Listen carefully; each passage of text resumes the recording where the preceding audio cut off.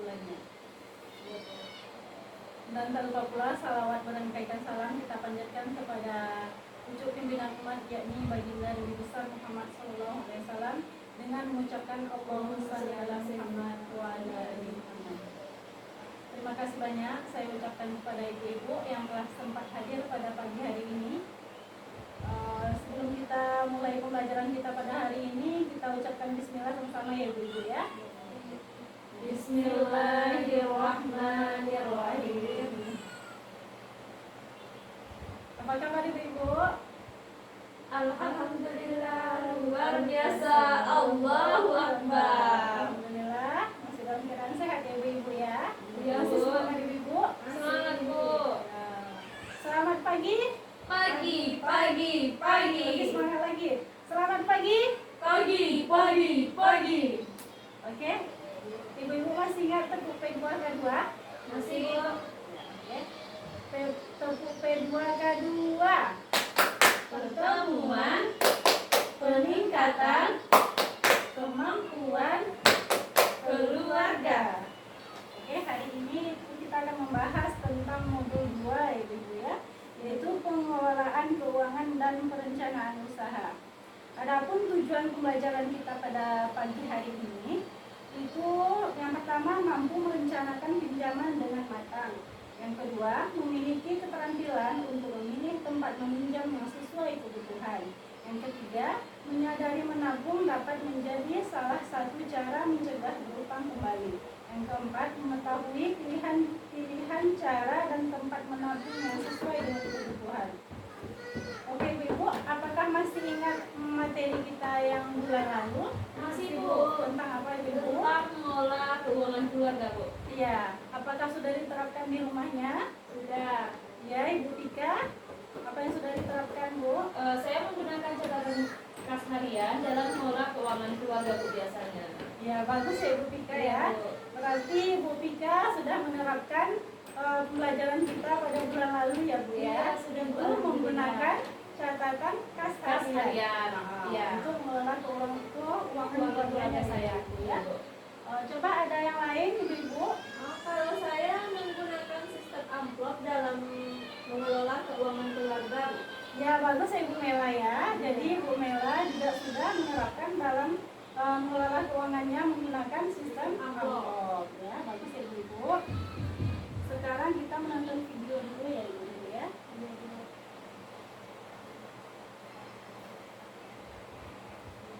Bisa dilihat.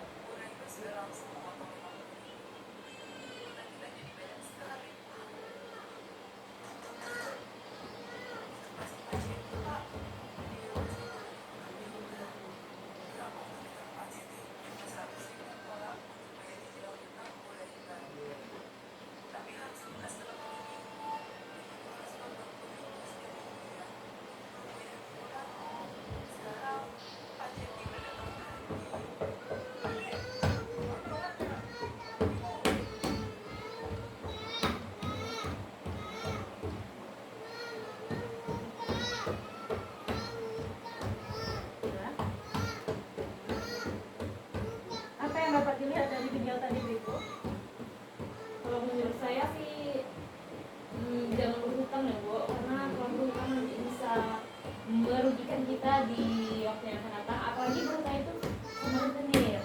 Iya, iya, betul, ya. Yang mempunyai bunga yang Iya, banyak. itu juga. Apalagi tadi kita lihat Bu Lili ini untuk membayar hutang dan berhutang lagi gitu Iya. Ya. Untuk membayar hutang dan berhutang lagi. Jadi jika kita tidak rutin menabung, kita tidak punya tabungan, apabila kita mempunyai kebutuhan yang mendesak, maka kita akan kesulitan ya gitu ya. Maka kita akan terpaksa berhutang atau meminjam gitu ya.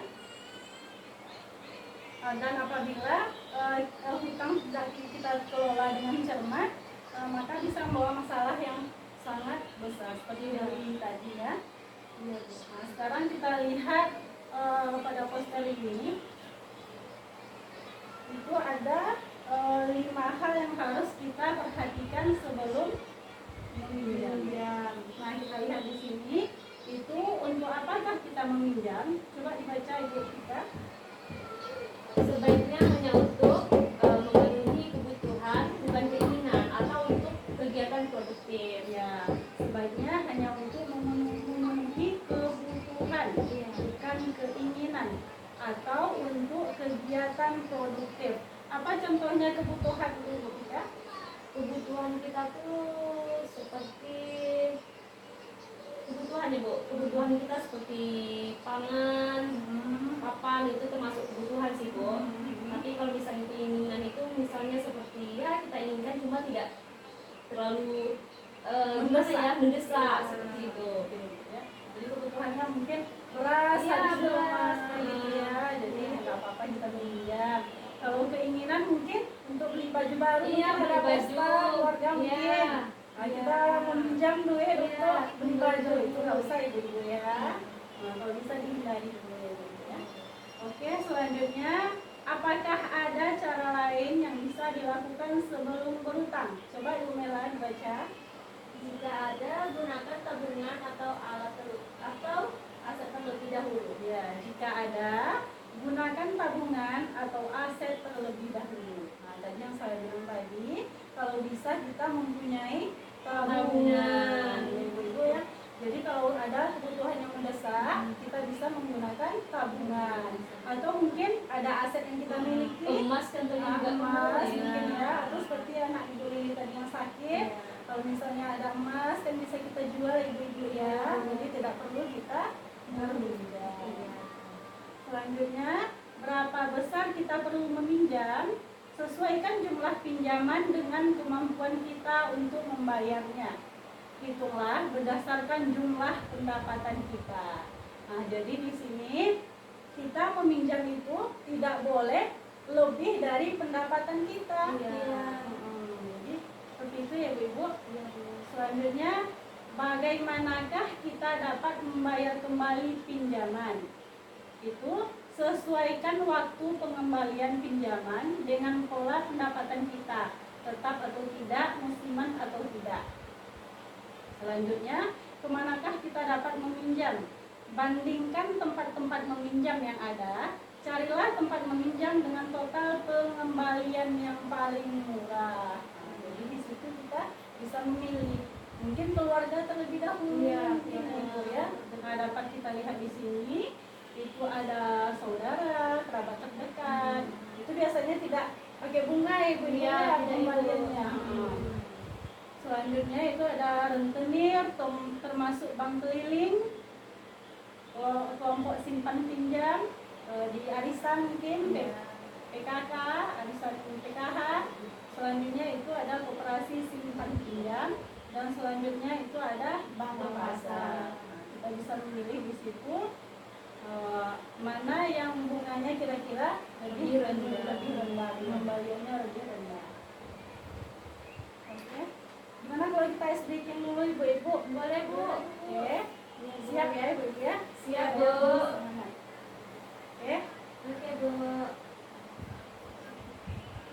buka tutup, bertepuk tangan. Buka tutup, tepuk tangan lagi. Digulung-gulung, sambil tersenyum.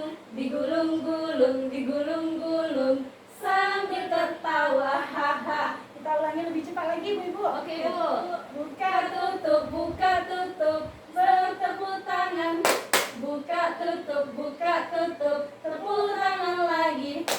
Digulung-gulung, sambil tersenyum. Digulung-gulung, sambil tertawa. Haha. Oke, baik, terima kasih Bu Ibu. Selanjutnya kita menonton video yang kedua.